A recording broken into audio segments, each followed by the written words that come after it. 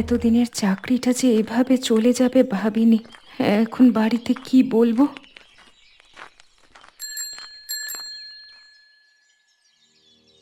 অপর্ণা, তুমি এখানে হঠাৎ কোনো খবর না দিয়ে চলে এলে যে? সব ঠিক আছে তো? আহ, হ্যাঁ বিশ্বজিৎ, ঠিক আছে। একটু হুট করেই আসা হলো বলতে পারো। তোমার মুখ দেখেই বোঝা যাচ্ছে কিছু একটা হয়েছে। চলো, তোমার ব্যাপারটা মানে ব্যাগটা আমি নিয়ে যাই, বাড়ি পর্যন্ত এগিয়ে দিই। না না, লাগবে না, আমি নিজেই যেতে পারবো। বেশি দূর তো না। এই অন্ধকারে একা যাওয়ার দরকার নেই, চলো কথা বলতে বলতে যাই, মনটা হালকা হবে। আচ্ছা ঠিক আছে, তবে বেশি জিজ্ঞাসাবাদ করো না প্লিজ। কথা দিলাম কিছু জিজ্ঞেস করব না, শুধু বলবো তুমি যখন প্রস্তুত হবে আমি শুনতে চাই। আপাতত চলো। তুমি সব সময় এমন শান্ত থাকো কিভাবে বলো তো? আমার তো ভেতরে সব ওলট পালট হয়ে আছে এখন। সময় সব ঠিক করে দেয় অপর্ণা। চলো, প্রথমে বাড়ি চলো, বাকিটা পরে দেখা যাবে। আচ্ছা চলো। রাস্তাটা তো এখন অন্ধকার হয়ে গেছে, তোমার সাথে থাকলে একটু নিরাপদ লাগছে অন্তত।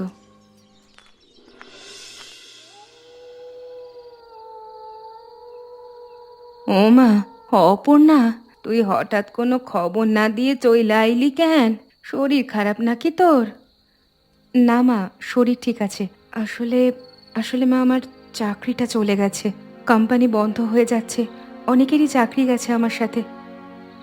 সে কি রে মা, এত ভালো চাকরিটা চইলা গেল, এখন কি করবি তুই? জানি না বাবা, এখনো কিছু ভাবিনি। ভাবলাম কিছুদিন বাড়িতেই থাকি, মাথাটা একটু ঠান্ডা করি। চিন্তা করিস না, বাড়িতে তো তোর থাকার জায়গা সব সময় আছে। আচ্ছা শোন, একটা কথা কই।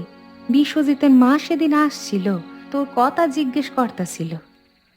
কেন মা, কি কথা? বিয়ের প্রস্তাব রে মা। বিশ্বজিৎ তো ভালা ছেলে, নিজের ব্যবসা করার চেষ্টা করতাছে। তুইও একটু ভাইবা দেখিস। মা, এখন এত কিছু ভাবার মতো মন আমার নেই। চাকরিটাই তো হারালাম মাত্র। ঠিক আছে মা, এখন এসব নিয়ে চিন্তা করতে হইব না, আগে তুই একটু বিশ্রাম ল। হ, তাই ঠিক। তবে মনে রাখিস, আমরা তো তোর ভালোই চাই। জ্বর করতাছি না, শুধু কথাখানা মাথায় রাখিস।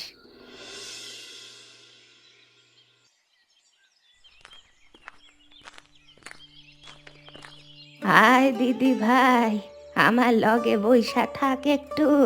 মন খারাপ কইরা ঘরে বইসা থাকলে তো আরো বেশি খারাপ লাগবো। ঠাম্মি, তুমি আজ আবার হালুয়া বানাচ্ছ? এই সবজির হালুয়ার গন্ধটা পেলেই আমার মনটা ভালো হয়ে যায় জানো। জানি রে দিদি ভাই, তুই ছোটবেলা থিকাই এই হালুয়ার পাগল। আয়, আমার লগে বানাইতে শিখাইসকে। ঠাম্মি, এই রেসিপিটা তো তোমার নিজের বানানো না। শুনেছি অনেক পুরনো একটা গল্প আছে এর পিছনে। হরে, অনেক পুরনো কথা। সেই যে মন্বন্তরের সময়, তোর দাদার জন্মের আগের কথা। খাউন দাউন কিছু ছিল না ঘরে, না খাইয়া মরার মতো অবস্থা। তখন কি হয়েছিল ঠাম্মি? আমাকে কখনো পুরো গল্পটা বলনি তো। একদিন এক ছোট্ট ছেলে আইসা আমাগো বাড়ির দরজায় বইসা কান্দে। ওর বাপ মা কই গেছিল কে জানে। আমি তখন যা সবজি ঘরে ছিল তা দিয়াই একটা হালুয়া বানাইয়া খাইয়াছিলাম ওরে। আর তারপর সেই ছেলেটার কি হলো? কয়দিন আমাগো বাড়িতেই ছিল। তারপর একদিন হঠাৎ কেউ আইসা নিয়ে গেল ওরে। আর কোনোদিন খবর পাই নাই। কিন্তু সেই থেকেই এই হালুয়াটা আমার কাছে শুধু খাবার না, একটা স্মৃতি হইয়া রইছে। এই গল্পটা শুনতে শুনতে আমার মনে হচ্ছে এই হালুয়ার মধ্যে আসলে আমাদের পরিবারের পুরো ইতিহাসটাই লুকিয়ে আছে। ঠিক কইছিস দিদি ভাই, এই জন্যই তো এই রেসিপিটা আমি কাউরে দিই নাই কোনো দিন, শুধু নিজের পরিবারের মানুষেরই শিখাই। ঠাম্মি, তুমি একটু বেশি করে বানিয়ে দাও তো আজকে। অনেক দিন পর তোমার হাতের এই হালুয়া পেট ভরে খেতে ইচ্ছে করছে। সে আর কি কথা, তোর জন্য তো সব সময় বানানো থাকে। বস বস, একটু সবজিগুলা কাটতে সাহায্য কর দেহি আমারে। ঠাম্মি, তুমি কি কখনো ওই ছেলেটার কথা আর কারো কাছে শুনেছিলে? মানে বড় হয়ে কি হলো তার, কোথায় গেল? না রে দিদি ভাই, কোনো দিন খোঁজ পাই নাই। মাঝে মাঝে ভাবি কোথায় যে আছে কে জানে। হয়তো সে আছে ঠাম্মি, এবং তোমার এই উপকারের কথা কোনোদিন ভোলেনি। এমনও তো হতে পারে একদিন হঠাৎ দেখা হয়ে যাবে তোমাদের। ও সুদীপদা, শুনলাম নাকি অপর্ণা মায়ের আর আর বিশ্বজিতের বিয়ে পাক্কা হয়ে গেছে। মিষ্টি কোথায়? খাও খাও। না না, দাদা, আমি তো বিনোদিনীর কাছে শুনলাম ও নাকি মিনতি বৌদির কাছে কথা মানে শুনেছে সব। পুরো গ্রামে তো এখন এই কথাটাই আর রটছে। আরে, আমি তো শুধু কইছিলাম যে প্রস্তাব আইছে, বিয়া ঠিক হইছে এমন তো কই নাই কোনোদিন। ও তাই নাকি? আমি তো ভাবলাম পাক্কা হয়ে গেছে বুঝি। বিনোদিনী তো এমন ভাবে বললো, আমি ভাবলাম আজকে বুঝি লগ্ন ঠিক হয়ে গেছে। এভাবে রটালে তো মুশকিল হয়ে যাবে।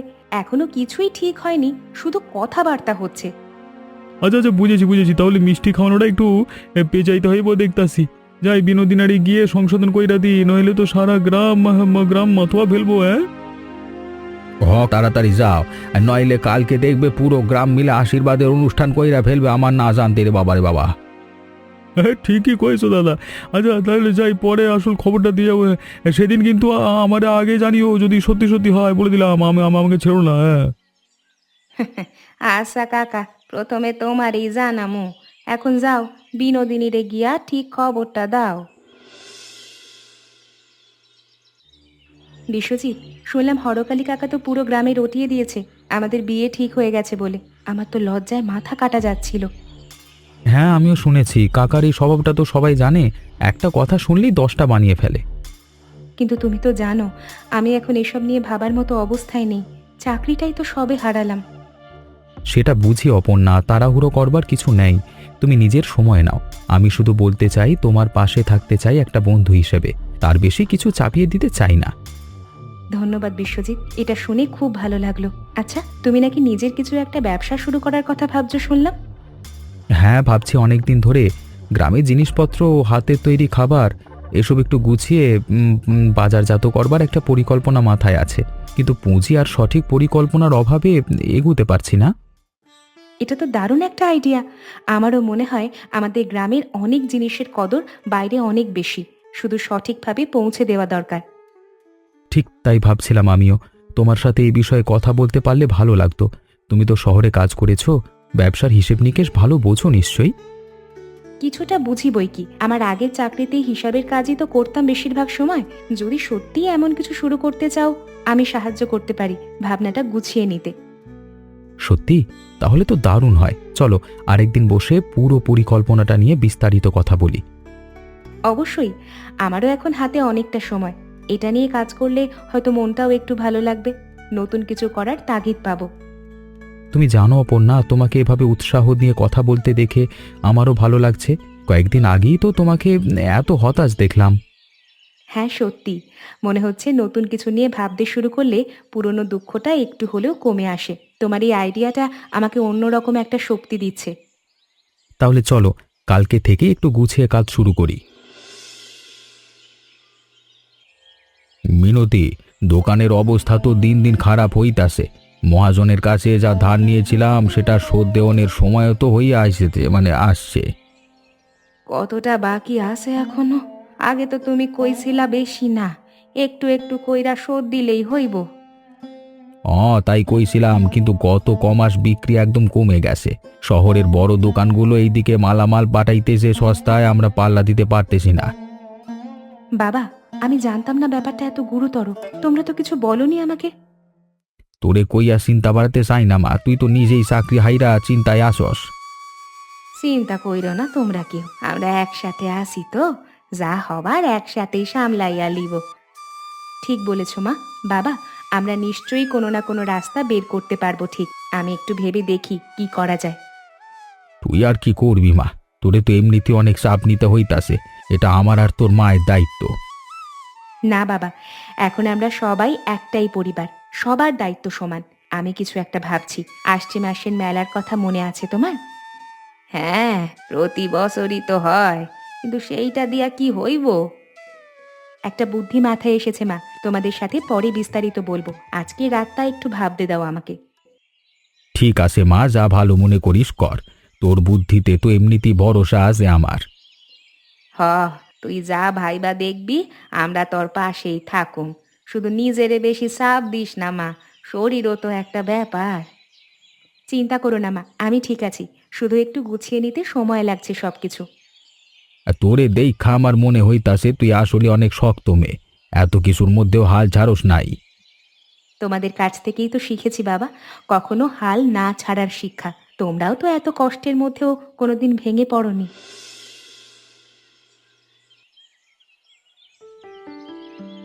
ঠাম্মি, আমার একটা বুদ্ধি এসেছে মাথায়। আসছে মাসের মেলায় যদি তোমার হাতের এই সবজির হালুয়া বিক্রি করি, তাহলে হয়তো কিছু বাড়তি টাকা আসতে পারে। আমার হালুয়া বেচবি? এইটা তো কোনোদিন বেচার জিনিস হিসাবে ভাবি নাই রে দিদি ভাই। এইটা তো পরিবারের নিজের জিনিস, স্মৃতির লগে জড়ায়া আছে।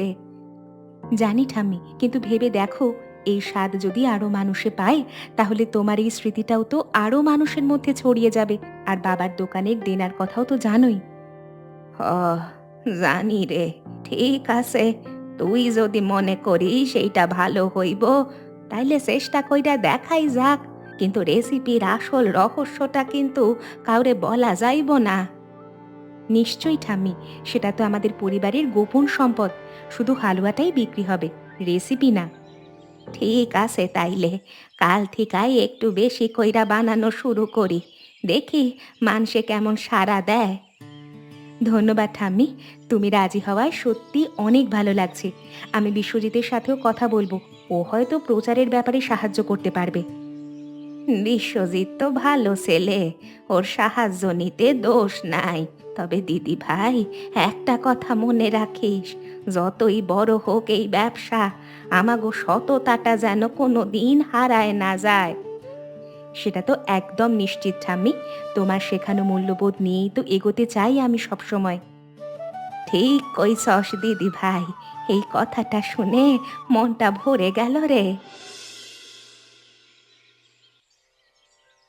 অপর্ণা, এত সকালে আসলাম, কিন্তু এখনো তো তেমন কেউ আসতেছে না। মানুষ কি আমাগো হালুয়ার কথা জানবই না? একটু ধৈর্য ধরো মা, মেলা তো এখনো পুরোপুরি জমেই ওঠেনি। বেলা বাড়লে মানুষ আসবে, দেখো। হ মা, কিন্তু আমার তো ভয় লাগতাছে, যদি বিক্রি না হয় তাহলে এত কষ্ট কইরা বানানোটাই তো বৃথা যাইব। অপর্ণা, আমি কিছু লিফলেট বানিয়েছি তোমাদের হালুয়ার নাম আর গল্প দিয়ে, মেলার আশেপাশে বিলি করে দিচ্ছি, দেখো মানুষ আসতে শুরু করবে। তুমি এই কাজটা করলে আমাদের জন্য, সত্যিই অনেক ধন্যবাদ তোমায় বিশ্বজিৎ। এটা তো আমার মাথাতেই আসেনি। এতে ধন্যবাদের কি আছে, চলো আমিও একটু হাঁক দিয়ে মানুষ ডাকতে সাহায্য করি, দেখি কেমন সাড়া মেলে। তুমি সত্যি অনেক ভালো ছেলে বাবা, আমাগো এই বিপদের সময় এমন ভাবে সাহায্য করতাছো, ভুলুম না কোনো দিন। হ বাবা, তোমারই উপকারের কথা আমরা মনে রাখো। চলো আমরা সবাই মিলে স্টলটার একটু সুন্দর করে সাজাই।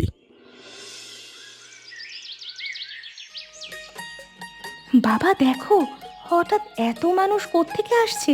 আমাদের স্টলের সামনে তো লাইন পড়ে গেছে। সত্যি তো, এটা তো ভাবতেই পারি নাই, কি হইল হঠাৎ কইরা এত মানুষ।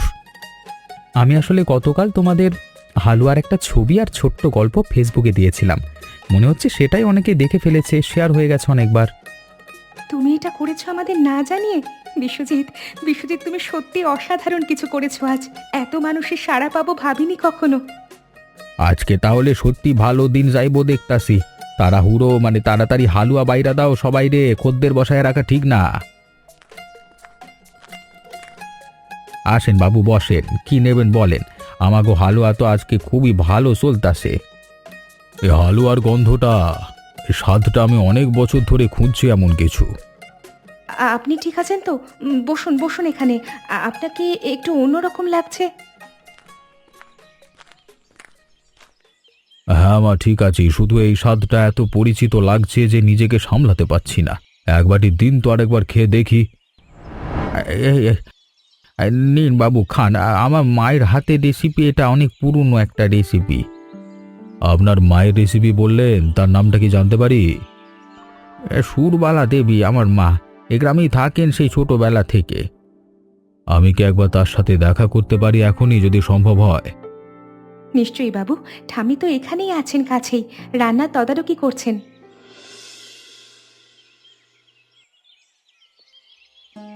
এই স্বাদ এক্কেবারে সেই স্বাদ।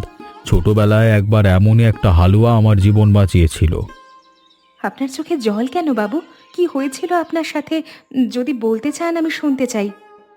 ক্ষমা করবেন মা, পুরনো একটা স্মৃতি মনে পড়ে গেল হঠাৎ। অনেক বছর আগে দুর্ভিক্ষের সময় আমি একদম ছোট্ট ছিলাম, রাস্তায় হারিয়ে গেছিলাম।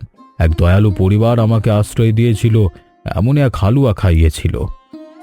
এই গল্পটা তো আমি আমার ঠাকুমার মুখেও শুনেছি। ঠিক এমনই একটা ঘটনা তার জীবনেও ঘটেছিল বলে জানি।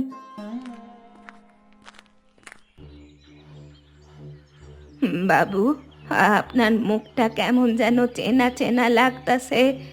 আপনি কি? আপনার হাতটা একবার দেখতে পারি? সেই মহিলার হাতে একটা বিশেষ দাগ ছিল, আমার মনে আছে এখনো। এই দেখেন, এইটাই তো সেই দাগ ছোটবেলায় পুড়ে গিয়েছিল। আপনি কি তাইলে সত্যি? হ্যাঁ মা, আমি সেই ছেলে। এতদিন পর অবশেষে খুঁজে পেলাম আপনাকে। ঠাম্মি, এটা কি করে সম্ভব? এত বছর পর এইভাবে হঠাৎ করে খুঁজে পাওয়া? ঠাকুরের ইচ্ছা ছাড়া এমন কিছু হয় না রে দিদি ভাই। আজ আমার সেই পুরনো দিনের গল্পটা সত্যি হইয়া চোখের সামনে আসলো। মা, আমি এখনই বলতে চাই না সবকিছু, একটু শান্ত হয়ে বসে কথা বলতে চাই। এখানে এত মানুষের মাঝে ঠিকমতো কথা বলা যাবে না। মা, আপনি তাহলে সেই মানুষ যে আমার জীবন বাঁচিয়েছিলেন।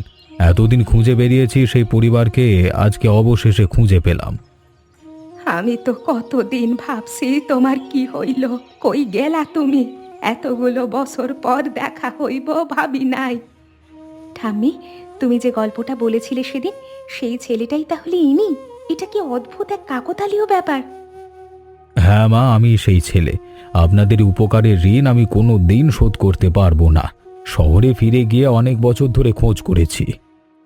ঠিক আছে বাবা, তুমি যে ভালো আছো এইটাই আমার জন্য অনেক বড় শান্তির। আর কিছু চাওয়ার নাই আমার। আসলে মা, আমি গ্রামের মানুষজনের কাছ থেকে শুনেছি আপনার ছেলের দোকানে কিছু আর্থিক সমস্যা চলছে। আমি কি একটু সাহায্য করতে পারি? সেইটা তো আমার ছেলে সুধীরের ব্যাপার বাবা। ওরে ডাইকা আনি, তুমি নিজেই কথা বলো ওর সাথে। নিশ্চয়ই মা, আমি তার সাথে আলোচনা করতে চাই। আপনার এই পরিবারের জন্য কিছু করতে পারলে আমার নিজেরই ভালো লাগবে। বাবু, আমি এক্ষুনি গিয়ে বাবাকে ডেকে আনছি। আপনি একটু বসুন এখানে, আমরা এখনই ফিরে আসছি। ঠিক আছে মা, তাড়াহুড়ো নেই কোনো। আজকের এই দিনটা আমার জীবনের সবচেয়ে গুরুত্বপূর্ণ একটা দিন। এই সময়টা আমি উপভোগ করতে চাই। আমারও তো একই কথা মনে হইতাছে বাবা। এতদিনের একটা অপেক্ষার শেষ হইল আজকে। এই মুহূর্তটা আমিও মনে রাখতে চাই।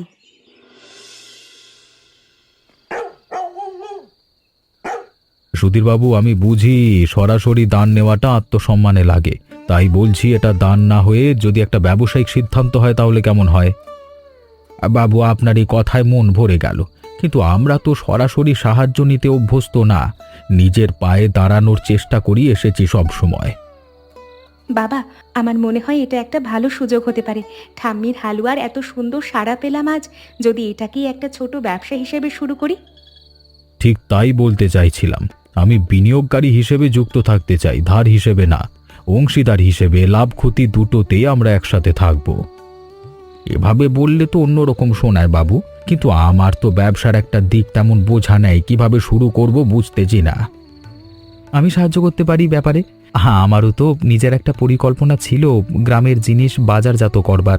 এটা মিলে গেলে দুদিক থেকেই ভালো হবে। তুমি সত্যিই সাহায্য করবা বাবা? তাহলে তো একটু ভরসা পাইতাছি এখন। হ্যাঁ, একলা এসব বুঝে আমার পক্ষে কঠিন হইতো। চিন্তা করবেন না সুধীরবাবু, আমরা সবাই মিলিয়ে এগোবো। প্রথমে ছোট করে শুরু করি, তারপর ধীরে ধীরে বড় করবার কথা ভাবা যাবে। তাহলে ঠিক আছে, আমরা একসাথে বসে পুরো পরিকল্পনাটা সাজাই। ঠাম্মির রেসিপি, বিশ্বজিতের বাজারজাতকরণের বুদ্ধি, আর নবীনবাবুর সহযোগিতা, সব মিলিয়ে দারুণ কিছু হবে। আমার আর একটা প্রস্তাব আছে। এই ব্যবসার লাভের একটা অংশ যদি গ্রামের অন্যান্য দরিদ্র পরিবারদের সাহায্য ব্যবহার করা যায় তাহলে আরো অর্থবহ হবে ব্যাপারটা। আপনার এই চিন্তা ভাবনা শুনে সত্যি মন ভরে গেল বাবু। আমার মায়ের মূল্যবোধের সাথে এটা একদম মিলে যায়। আইসকা আমার মনটা ভইরা গেছে। একটা সামান্য হালুয়া যে এত কিছু ঘটাইব ভাবি নাই কোনো দিন। মা, এটাই তো জীবনের সবচেয়ে সুন্দর দিক। একদিনের সামান্য দয়া কিভাবে বছরের পর বছর ফিরে আসে তার প্রমাণ আজকে আমরা সবাই দেখলাম। ব্যবসার নামটা কি রাখা যায় বলুন তো? আমার মনে হয় সুরবালা মায়ের নামই রাখা উচিত। আমার নামে ব্যবসা হইব এটা কোনো দিন ভাবি নাই রে। আমার এই সাধারণ রান্নাটা এত দূর যাইব। ঠাম্মি, তোমার এই রান্না কখনোই সাধারণ ছিল না। এতে যে ভালোবাসা আর যত্ন মেশানো থাকে সেটাই তো আসল স্বাদ। সুরবালার হালুয়া এই নামটাই সবচেয়ে মানানসই হবে। আর এখন থেকে এ যাত্রায় আমিও আপনাদের তোমাদের পাশে থাকতে চাই অপর্ণা, শুধু ব্যবসার সঙ্গী হিসেবে না। আমিও তাই চাই বিশ্বজিৎ। মনে হচ্ছে চাকরি হারানোর সেই দুঃখের দিনটাই আমার জীবনের সবচেয়ে বড় নতুন শুরুর কারণ হয়ে দাঁড়ালো। দিদি ভাই, তোরা দুইজন একসাথে থাকলে আমার আর কোনো চিন্তাই থাকবো না। আজকের এই দিনটা সত্যি অনেক কিছু শিখিয়ে দিল আমাকে। একদিনের সামান্য দয়া, একটা হালুয়ার স্বাদ কিভাবে গোটা একটা পরিবারের সাথে আমাকে আবার জুড়ে দিল। আর আমাদের নতুন ব্যবসাটাও তো এই গল্পেরই একটা অংশ হয়ে থাকবে চিরকাল। সুরবালার হালুয়া শুধু একটা ব্র্যান্ড না, একটা গল্প বহন করবে। ঠিক তাই বিশ্বজিৎ, আমাদের এই গল্পটা যেন সব সময় মনে করিয়ে দেয় ছোট্ট একটা দয়াও কত বড় কিছু ঘটাতে পারে জীবনে।